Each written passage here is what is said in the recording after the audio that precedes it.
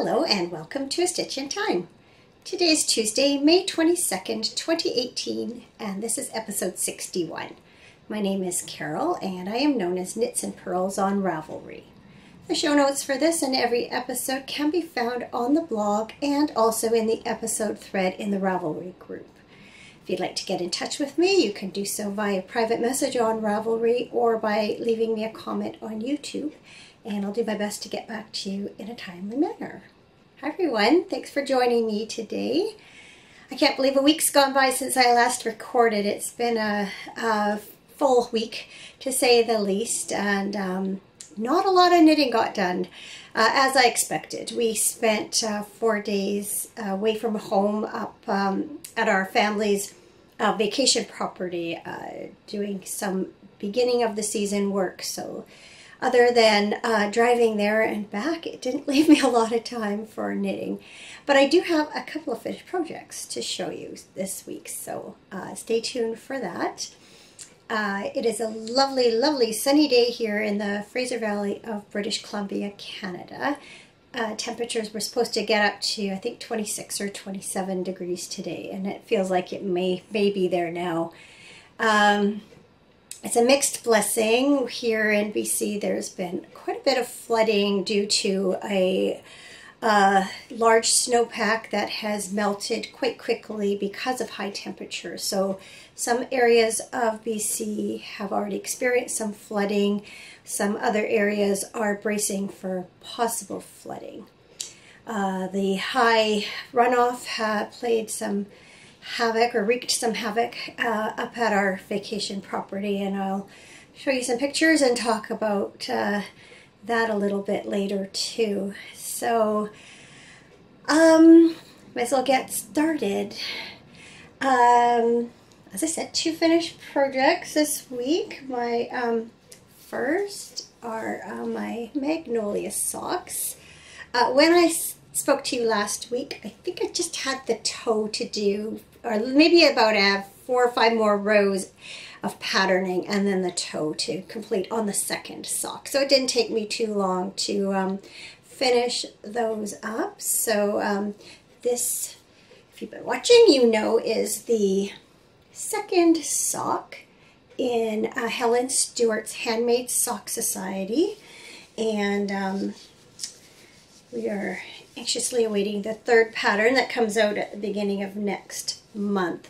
Just turning the sock once again so you can get a look at the front of the sock. That really nice lace and twisted cable-y pattern here, and then the back is just plain stockinette. The yarn I used is Cherry Tree Hill Super Sock Solids in the Blossom colorway, and that seemed very fitting for this time of year with all the spring flowers. Every time I go for a walk, I see new shrubs and trees and flowers that are blooming in people's gardens. I really love this time of year. I know I've said that before, but it bears repeating. It's just such a pretty time of year. So yeah, so they're done. And then my other finished project you saw begun last week. I think I was just still working on the legs of these. I finished them this morning, and then I blocked them, so they're actually wet. It is what I'm calling my puck socks. The reason I'm calling them that is that this colorway of this yarn is called puck. So I'll show you the yarn labels and then I'll talk a little bit more about them. So the main color is Storytime. Yeah, Storytime Fibers. I wanted to say Storybook maybe. Once Upon a Sock in the puck colorway. And then that's how it looks when it's dry. And then I chose this yarn for the complementary heel. Kind of picked up this pink in the thing. And this is just some leftover yarn from another pair of socks. It is Beyond Basic Knits. They just say hand-dyed superwash, and it is the Hope and Remembrance colorway, which was dyed in recognition of breast cancer, and proceeds of the yarn went to a charity focused on breast cancer. That's a cause near and dear to my heart. My mom's a breast cancer survivor, so I'm always up for causes that support that, or up for, is that the right word? You know what I mean. Anything that supports that cause I think is very worthwhile. So again, here's a look at the sock. So it's very similar to I had knit a pair of socks in the Titania colorway of this same yarn, and they knit up in a very similar way and kind of stripey, and I love the speckles. And then I did a short row heel in the complementary yarn. So there we go. That's all the socks I have on the needle. Actually, that's not true. I have a long hibernating project. I have one sock done, and the other one is desperately being waiting to be cast on. But this is it for stockinette socks. It's time to cast on another. And I am not sure what yarn I'm going to use for those yet. I'm still debating about another project that's up and coming. So that brings me to upcoming projects. So the first thing I'm going to do is cast on a pair of socks in this yarn. This is the Ancient Arts Fingering Sock in their Meow collection, which is a collection of yarn dyed, inspired by different breeds of cats. This one is Orange Tabby, and the proceeds of this yarn is given to animal charities. And so if you recall, if you've watched for a while, earlier this year, or was it last year? I can't remember. I think it was around the fall. I knit my sister Jacqueline a pair of socks that I called Sloopy socks, and they were in the same yarn but in the Maine Coon colorway. And I knit them as a sort of a hug from her cat Sloopy. She and my brother-in-law Ed adopted Sloopy and Sloopy's friend Misha, who is an Orange Tabby, together a number of years ago. They're getting on. Sloopy's sort of Jacqueline's cat, and Misha is kind of Ed's cat. And so I thought I would knit Ed a pair of socks in honor of Misha. So this is next socks that are going to be cast on, but I haven't decided if I'm just going to do plain stockinette or if I am going to do a pattern, because this yarn is more just basically a tonal. It might be a bit boring just to knit a plain pair of socks. Stockinette socks, might be time to add a pattern in here, but I haven't fully made up my mind. So that's my first sort of up and coming project in the near future. My second one is yesterday, early sign-ups opened for Helen Stewart's Shawl Society 3 pattern collection. And the first pattern for that is being released on May 31st. So it's a 2-color shawl, takes about 2 skeins of one color and 1 skein of another. And so I need to get into do a little stash diving and figure out what I want to use for that. I might just wait till I see the pattern itself, but I'll probably start looking and looking at some choices before then. And then just this very recently, I'm on Sylvia Harding's newsletter list, and she introduced a new shawl called the Drawing Board Shawl. And it is also a 2-color shawl, but it only takes a couple of skeins of yarn. Let's take a good look at it here. I really like this shape of shawl. I like to wear it kind of like that. So I just purchased it last night, and I haven't taken a really good look at the pattern yet, but again, I have to go stash diving and find something that I want to use for it.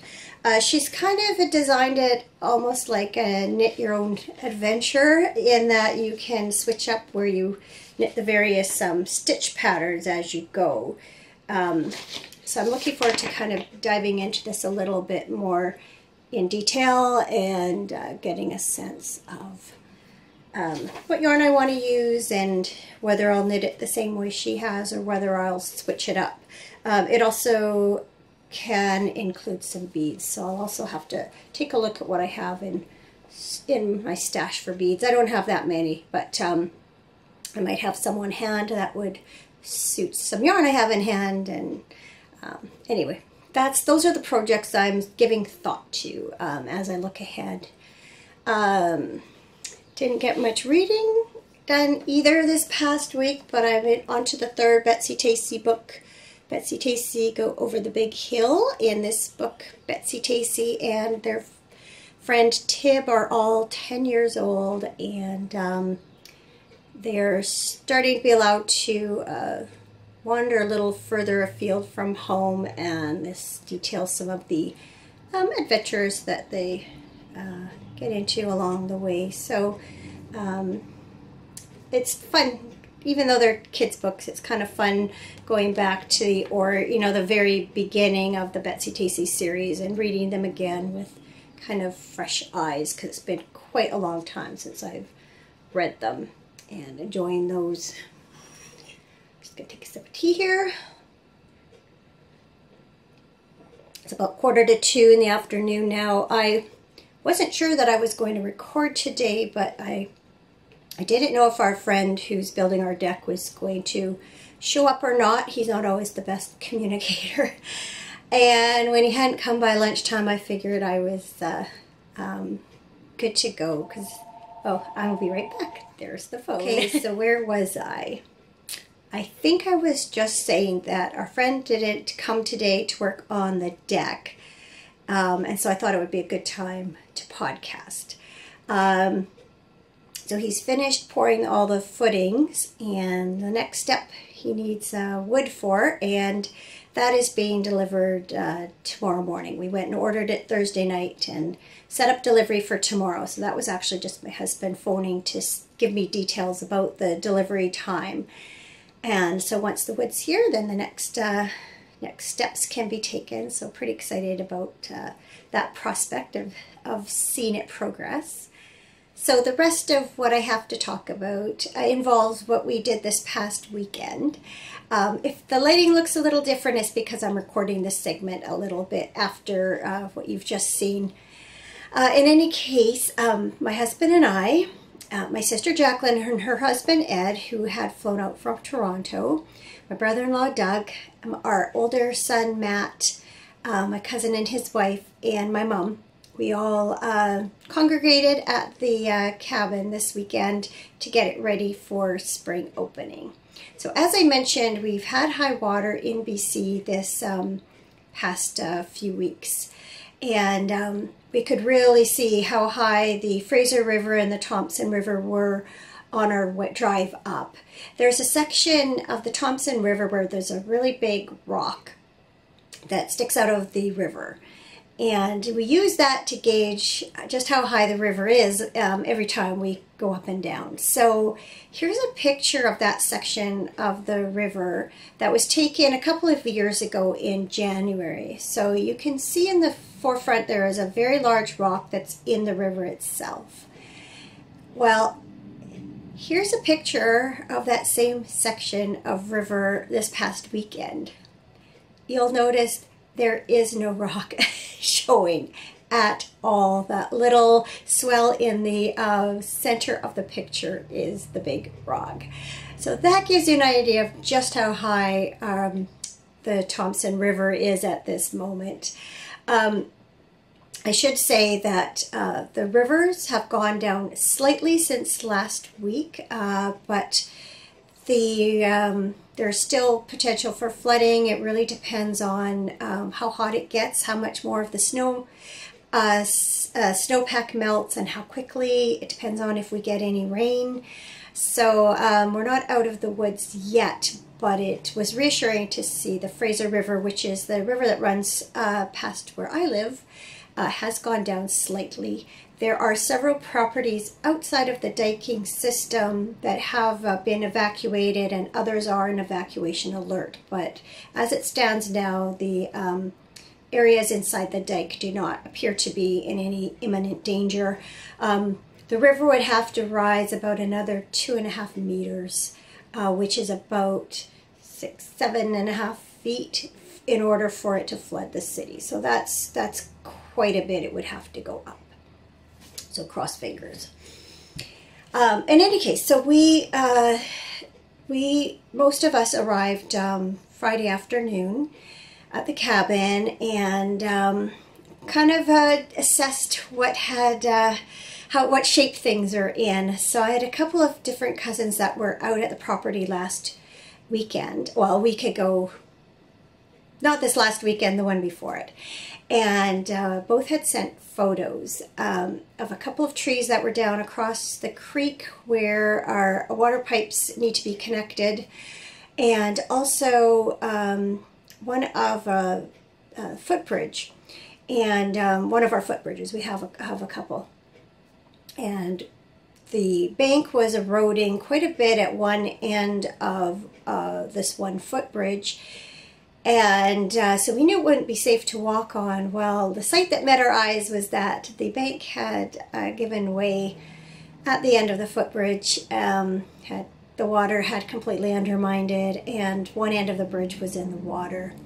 So I'll show you. This is a picture of this bridge last spring, about the same time. And then this is a picture of what it looks like now. So you can see the bank has eroded quite a bit there. We did notice quite a bit of erosion last year because we had fairly high water last year also, and it was something we had planned to address, but then because of the forest fires last summer and the evacuation alerts and orders, we were not able to get up to the property last summer and address the issue.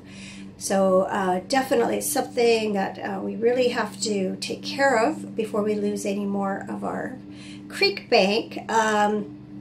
We're going to have to consult with fisheries and the proper authorities. It is a spawning stream, and so we have to make sure we're not doing anything we're not allowed to do. We certainly don't want to face any fines. So we'll have to find out just what we are allowed to do, or what we should do, in order to preserve those banks, because they've definitely been eroding more and more the past several years. Part of that is because we have had, well, not only just the heavy snowpacks and quick melting, so we've had heavy runoffs. In 2009, we had quite a large forest fire upstream. Well, not just upstream. It actually came right to the back of our summer property. They did burn off there to save our buildings. But upstream, there was a really bad forest fire damage up there, and so there's just less trees around to hold the moisture. And we've definitely noticed since then that our spring runoff that goes through our property is every year is heavier than it used to be. And so banks that had remained intact for decades, literally decades, are now getting eaten away. So anyway, that's an issue that we'll be facing in the future. So another area that was impacted, as I mentioned, where a couple of trees had come down across the creek right at the area where the water line that comes from the spring, we disconnect that section from the last section that goes into our holding tank. We disconnected over the winter. And so right where those two pipes are supposed to come together, these two trees came down. So again, you can see the view from last year, and you can see those trees in the forefront kind of leaning, just leaning somewhat over. Well, this is what it looks like now. So we weren't sure quite how we were going to be able to deal with that. So whenever we go up in the spring, the first thing as far as getting water connected is to see if there's any water from the spring flowing out of the pipe that has been disconnected. You know, obviously flowing out of the spring end of that. And if there is water, yay, startup should be pretty easy. If there isn't, it means there's an issue further upstream and we need to figure out what's going on. We have a spring that's about 10 feet off our property line that we have rights to. So we get our water from there, and it's just piped down to a holding tank with a gravity-fed system, and all of the way, the pipe is either runs beside or in the creek. It follows that line down to where our holding tank is. So yeah, no water was coming out of the pipes, so we went up to the spring and worked our way down to see what issues we could find and see if we could fix them. So because of the high water, it really played a real role in it really affected the pipes this year. So in one place, the piping was wedged under part of the creek bank, so that had to be dislodged. And then we discovered in another section that the pipes had come apart, and one end had doubled back on itself and had been twisting around in the rushing water. It was all kinked up, so an entire section of pipe had to be replaced in that area.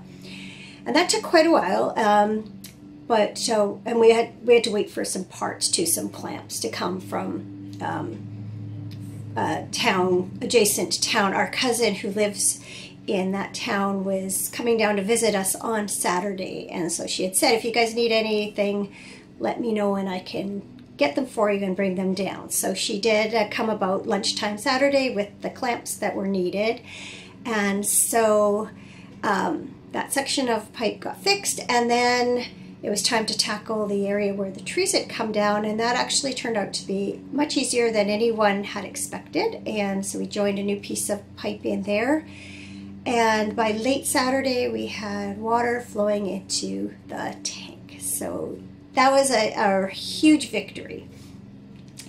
So we headed into town Saturday to go out for dinner. So first, we stopped at my mom's house, and I think most of us had grabbed a quick shower because we'd all been working outside for the Friday afternoon and all day Saturday on various outdoor jobs, and everyone was dusty and dirty, grimy, sweaty, you name it. So shower felt fabulous.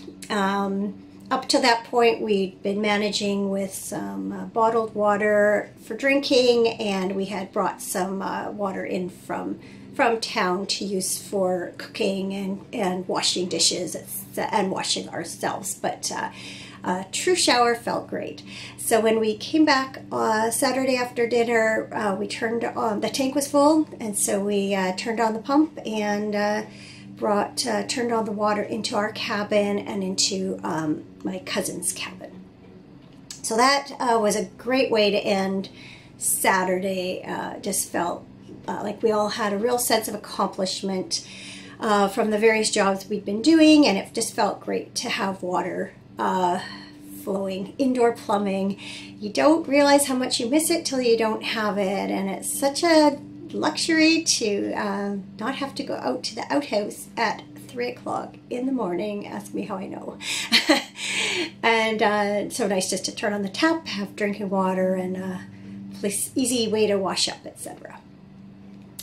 And so Sunday we continued with various jobs. My main job this weekend was cutting grass. I mowed a lot of grass this weekend. We do have a ride-on mower, which I don't know how to operate, and it didn't feel like learning, and so I did it the old-fashioned way, which was good because it was really good exercise. We laughed. We had we had planned some of the main meals, and my mom and I had coordinated groceries for those. But we always just have, if you know, we kind of do it like if there's special things that you want, you know, and certain things for breakfast or lunch or snacks, we all kind of bring up what we want for those meals, and then we have some communal meals. So we realized, I think on Friday night after everybody got there, that we were laughing about having 12 varieties of chips in the cupboard. So I just said I was mowing the lawn with the hand mower, well, electric mower, or not electric, gas powered. So I could eat all 12 varieties of chips, which I did not, but I could have. Anyway, we did that. There were some trees that had come down across the path to the spring that needed bucking up, and my sister Jacqueline trimmed a bunch of little saplings that were growing up and cleared them along the path to the spring, and we just gave everything a really good tidy up. We did not address the actual fallen trees in the creek, other than my cousin limbed a bunch of them, or limbed them as much as he could. But again, we'll wait till the water goes down and figure out what we're going to do about them. They're not actually in the creek, they're just across it. So somehow we need to haul them out of there or cut them up, or I don't know. That's beyond my expertise. And then, so Saturday, or by Sunday afternoon, all the major jobs were done, and we kind of quit about mid-afternoon, and Jacqueline and Ed went for a walk. My son and my brother-in-law had a little snooze, and my mom and Cameron and I were hanging up some pictures in what used to be my grandma's cabin. And then we spotted someone outside. It was one of our neighbors had come in to see if anyone was around, and so we had a nice visit with him, and we ended up all gathering in that cabin for after happy hour, and before dinner we decided we should get water going into that cabin, so it was ready for use this summer. And we turned on the water and we could hear it running, but unfortunately it wasn't running into the taps like it was supposed to be. It was spraying out water out of a cracked hose underneath the cabin. Apparently a valve that should have been opened at closing time last fall was closed, and so water remained in the line and froze, cracked the pipe. So by that time, there was no way we were going to deal with that. At that time, we just didn't have time to deal with it. It was already supper time Sunday by then, so we turned the water back off. So that's another issue that has to be dealt with this summer. So definitely not a conventional spring. We usually run into a few problems here and there, but they're not usually really large, and we don't usually have quite so many of them. So it's going to be a bit of a challenging year getting some jobs done up at the vacation property, but nothing that isn't nothing unsurmountable. It's just a question of getting it done. And can we talk about the bugs? For those of you who are kind of squeamish, you might want to skip this next part. First off, were the mosquitoes. We had, especially on Friday, when we were working down by the creek and the spring, they were really bugging some of us. Some of us, like my husband, seemed to be immune to mosquitoes. The rest of us weren't as fortunate. I had a few bites before I caved and put bug spray on. I don't really like it, but sometimes it's just necessary. And my poor sister and her husband, their backs were just covered in bites. Fortunately, they reacted really well to the Benadryl cream that we put on them right away, and so that by even later that day, inflammation had gone down a lot, and they weren't bothering them too much. I still have a few bites that are itchy, but not as bad as other times. Then there were the ticks. Now, it is something that's common in this area at this time of year. We're always aware of them, and if we're going to work in long grass and such, we will pull our socks up over the bottom of our pants to prevent them from crawling up our legs. For those who don't know, ticks will attach themselves to a host body, you know, a dog or an animal, other animals or people, and they bite hard and basically suck the blood out of you. And then when they're full, they drop off and go. So there's times you could have a tick bite and never even know it. But this year, we've had ticks. We've seen ticks on and off over the years. This year just seemed to be particularly bad. We had, out of 11 of us, 6 of us had ticks on us. Fortunately, only one person actually had one attach itself to them. That was my mom. It was on her lower back, but I managed to take it off cleanly and polysporin on it, and she's fine. Fortunately, in that area, the ticks do not carry Lyme disease, but closer to the coast here, there are some ticks that do. So we have to be particularly careful if we're out in the bush, you know, where I live. But up there at least at this point, the only thing is they're more of an inconvenience than anything else. You want to make sure your bite doesn't get infected. Anyway, let's move on from that. So we kind of packed up, left Monday morning, and Jacqueline and Ed had to fly back to Toronto this morning. So my sister Allison, who also lives here in town, had invited all of us to go over to her place for an appy night and have a final visit with Jacqueline and Ed before they had to leave, because she hadn't seen them yet, and our other sister hadn't either. So it was a really nice way to finish off the long weekend. We all got together. It's not often that all 5 sisters are in the same place at the same time. And my mom, unfortunately, was still at home, you know, or we left her at home. So she wasn't there, but she made us promise to take pictures. So we obliged, even though not all of us like to have our picture taken. I've got our husbands in for a shot too, so sent those off to Mom this morning, or no, I guess last night, so she was happy. So yeah, unfortunately Jacqueline and Ed weren't here for a long time, but we did have a really good visit with them. Sorry to see them go home so soon. Yeah, so I don't have much coming up this week, which is kind of nice. I do expect that our friend will be here tomorrow once the wood's delivered and get going again on the deck. So I'm looking forward to seeing that project take shape. I do not know when I'll record again. It's definitely going to depend on when he's here.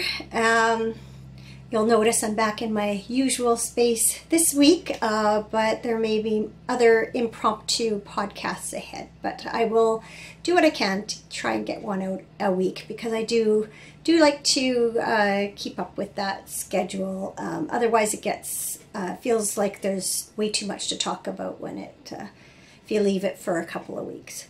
So, oh, I didn't talk about the royal wedding. I've seen little clips and some pictures, but I have to take a really good look. So I thought Megan looked beautiful in her dress, and sounds like everything went off very well. I know, sure, there are a lot of you out there who did watch it. That's one disadvantage of being outside of civilization for a weekend with no access to internet. You miss out on that kind of thing. I remember when Charles and Diana got married, my older sister was living in Alberta, and so my younger sister and I were there, and we got up in the middle of the night to watch that. I know I watched Prince Andrew's and Sarah Ferguson's. I don't remember who I was with, if I was with one of my sisters or not. I know my younger sister Janine and I were up in the middle of the night watching Diana's funeral and crying and feeling terrible. And then I got up myself in the middle of the night to watch William and Kate get married. So I was sorry to have missed the opportunity to see this royal wedding, but I will definitely watch some footage of it when I get a chance. The big aside, right? But it's current.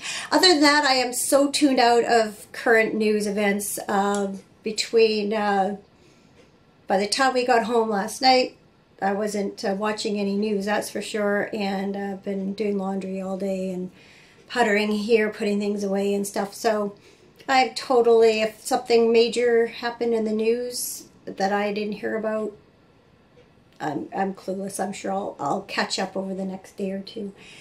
I have to assume nothing major happened or I would have heard about it. And I guess that's it. So thank you once again for hanging out with me, listening to me blab on about, you know, ticks.